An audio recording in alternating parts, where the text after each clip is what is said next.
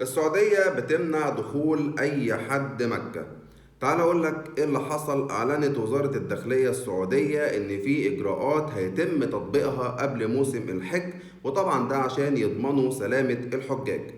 أول حاجة إن آخر ميعاد لدخول المعتمرين مكة هيكون يوم 13 إبريل، وآخر ميعاد لخروج المعتمرين من مكة هيكون يوم 29 إبريل.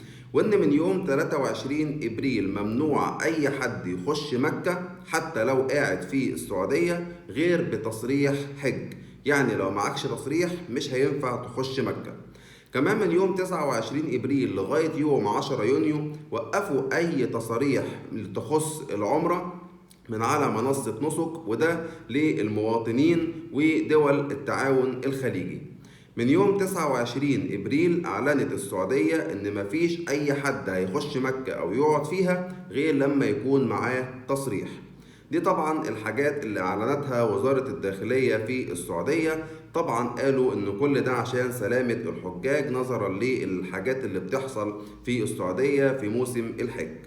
انتوا بقى قولوا لي ايه رأيكم في قرارات السعودية وزارة الداخلية السعودية اللي اعلنوا عنها، وان شاء الله بإذن الله ربنا يكتب لنا الحج جميعا.